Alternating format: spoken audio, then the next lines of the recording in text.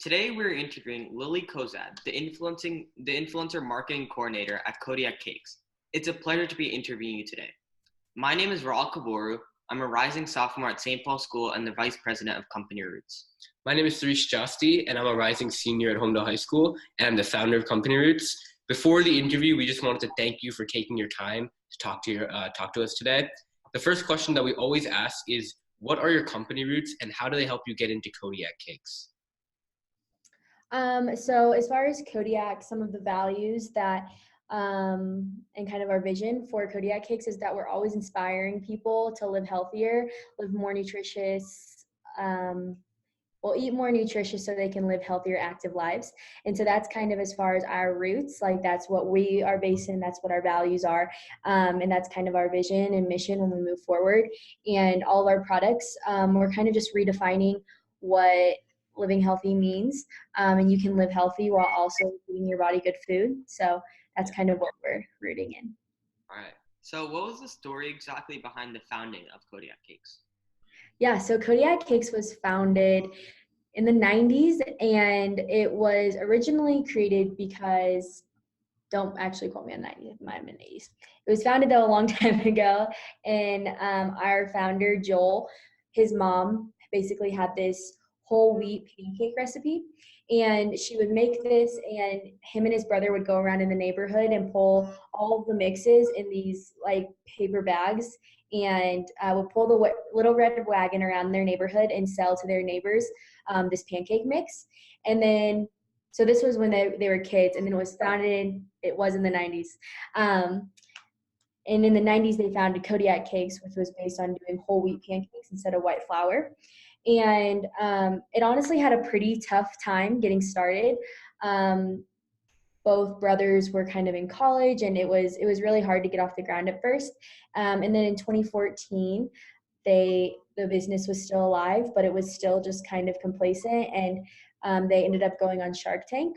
Yeah. And whenever they went into Shark Tank, the sharks offered them a deal, but it was kind of a lowball deal, and so they didn't take it, which ended up being for the better, because 1 week after it aired, Kodiak Cakes immediately made $1 million in sales, and then last year we just did over $100 million in pancake sales, which is awesome. So the company has been around for a long time, but in 2014, I think, is when it really kind of took off, and our founders have always told us just perseverance and passion go a long way, and so that's kind of how it got started. Very cool. On a more personal side, like, how did you get into Kodiak Cakes, and like, what did you do before coming into the company? Yeah, so I got into Kodiak Cakes simply just because I was eating them. I would just go buy them at the store, and I really loved them. Before I was in this position, I was a brand engagement coordinator at basically a payment software company, and it was really awesome, but I just wasn't really happy. I didn't feel like I was really pushing myself or challenging myself, or really in a company culture where I feel like I could flourish. And so coming to Kodiak Cakes was really neat because we work hard, we play hard, but really, I mean, there's so much value, I think, in being in a company where you feel really challenged and you feel motivated, and you're around people who have the same mentality of work hard, play hard. So that's how I got into Kodiak Cakes. And what do you do? So like before your whole job experience, how did you get into social media management and the marketing sector in general? Yeah, so whenever I was 14, 15, this is how it all started. You're going to get the whole story. I loved Justin Bieber, and I entered this contest with my best friend to meet him. And it was a social media contest of who could promote his website on social media the most. And we ended up meeting him, and he touched my left shoulder. But that's whenever I knew, and that was back in 2009. And that was how I knew how big of a deal social media was and how quick you could get word out. And so that's whenever I really found out how much I love social media, when I realized it could honestly be a career path.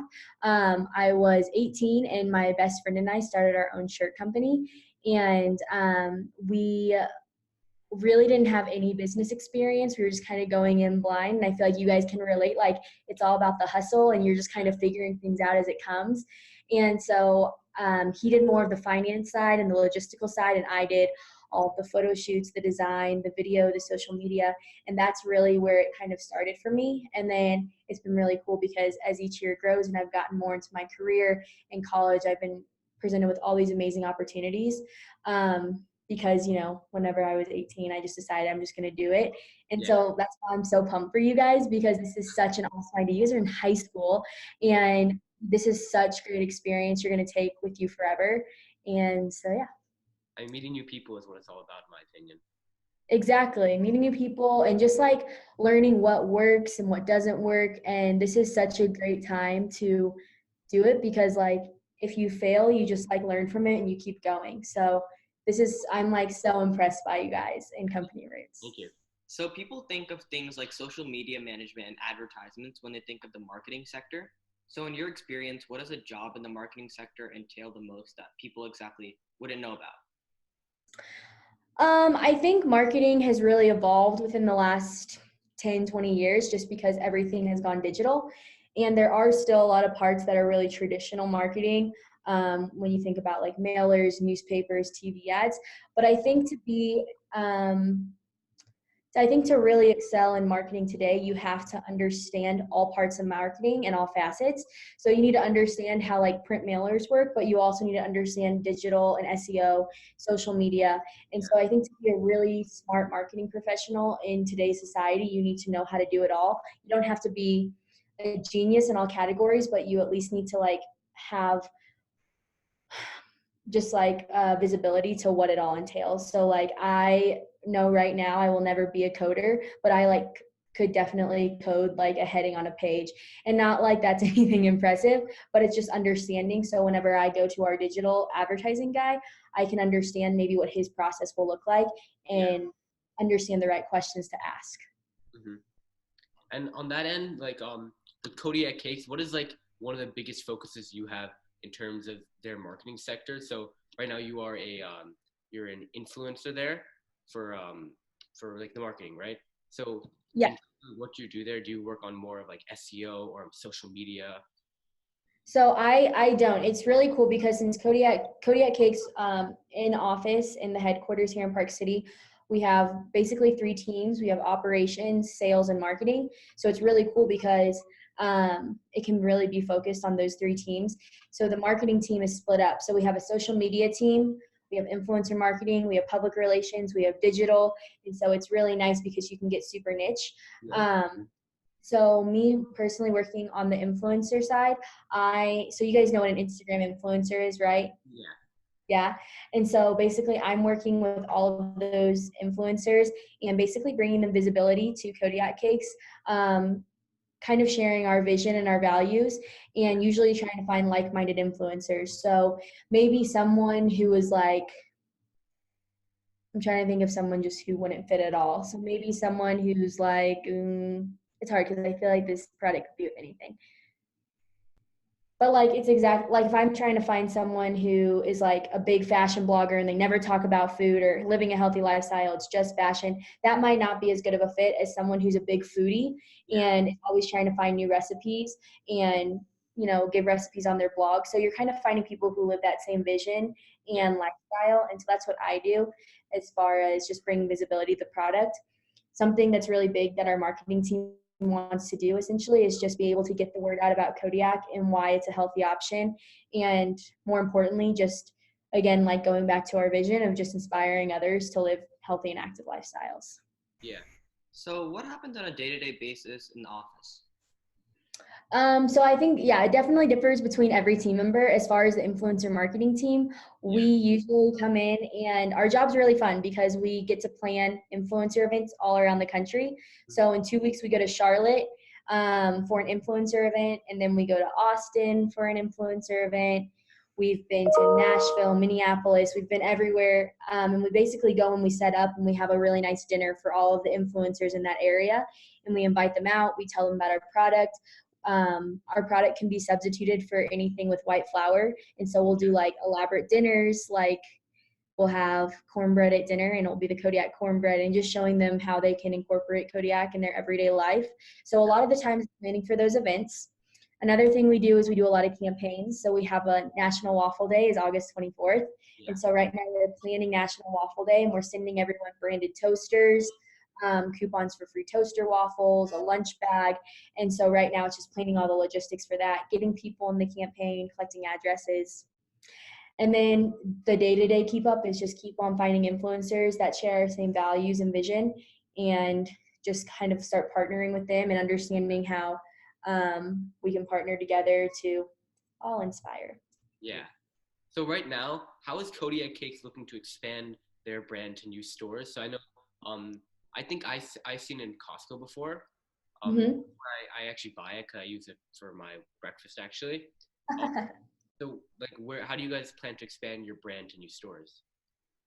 Yeah, so our sales team is awesome, and we're in a ton of different stores, literally everywhere in the United States. You can find us, and so again, like we just got into Aldi, and so like we're really working with and seeing how we can incorporate our product in different stores. But I think one of the biggest things too is within those stores, how can we expand the product line? Because like for Costco, we have our buttermilk pancake mix, power mix, but like Costco doesn't carry like our brownie mix, our cookie mix, our muffin mix. So I think within every store and retailer market we're in, just expanding the product line is also a really big priority. Yeah. And right now, where is Kodiak Cakes the strongest and weakest in terms of like across the nation? As far as like what product? Yeah. How many products, like their presence in the nation? Yeah, so I mean, we're doing really well. Like I said, last year we did 100 million in pancake sales, and that number just keeps increasing every year. So we're doing really well. I think our most popular product is probably the power cakes. Yeah. It's a whole grain, 14 grams of protein in one serving. So I think that's probably our most famous, what we're known for, the buttermilk. But we also have so many different flavors. We just came out with bear bites, and they're little graham cracker bites. They're so good. I'm gonna have to send you guys some. Yeah. And so I think those are really big. And we just came out with oatmeal packets opposed to the oatmeal in a cup. Yeah. And so yeah, we have a lot of really cool things on the horizon. Yeah. But so like in terms of like, do you guys do better on like the East Coast or like the West Coast or Midwest Oh, like that? honestly, we're pretty much everywhere. I think that probably our strongest. I don't know if I'm apt to answer that because I don't know like for sure. Yeah. But we are everywhere, and we're doing well in a lot of places. I think as the years go on, again, just like really reaching to every single corner and space in between. But we're in a lot of places, so I think that's a big win. We're in Target, we're in Walmart, Aldi, all of the marketplaces like Hy-Vee, Kroger. I'm not sure which store your guys' is that's closest, like local grocery store, but we're probably in it. So Costco, ShopRite, stuff like that. yeah, we're in ShopRite. Yeah. Mm-hmm. So what advice would you give to bloggers who are looking to reach their online presence and reach their like bigger presence in their own blog? Yeah, so I think the most important thing for bloggers and influencers and anyone who is looking to partner with companies is to honestly make sure that you have a very organic following. I think it's really easy for influencers and bloggers like to buy your followers Yeah. and to buy your likes, and I think that's really desirable because you think that's what companies are looking for. But honestly, whenever I'm looking for an influencer, the most important thing I'm looking for is engagement. So you could maybe have 100,000 followers, but if you're only getting 100 likes and you have 100,000 followers, like something's kind of fishy. So just making sure that you're really working on building an organic following is one. And two, just making sure that you're staying true to yourself and really talking about or blogging about what you're passionate about. Because at the end of the day, like passion is what's going to drive you, and passion is what's going to become the most clear to not only brands, but also your followers. So I think just really just kind of promoting what you love and what you use is super important and probably my advice. Cool. So our last question for the day, and it's a question that we always end on, is what specific strategies would you give the next generation of entrepreneurs and leaders in high school to succeed? I think that if you want to do anything, you should just try it, and you shouldn't let being scared or failing hold you back, because I think that it's really easy, and I'm sure that you guys can relate to this. Like, whenever you start a company, I think it's really easy, or a new idea, it's really easy for people to doubt you and be like, well, you have this, this, this, and this against you. I don't know if that's a good idea if you do that. But honestly, I think the best thing you can do is just go for it and just be ready to fail and be ready to learn from it. Becoming solutions based is so important, of not only dwelling on a problem, but saying like, how can we fix this, and what are the next steps we're going to take to fix this, because Yeah. adversity is inevitable. And so how do you keep moving forward? Right. Well, thank you for letting us interview you today. It was a Thank you. pleasure. Yeah.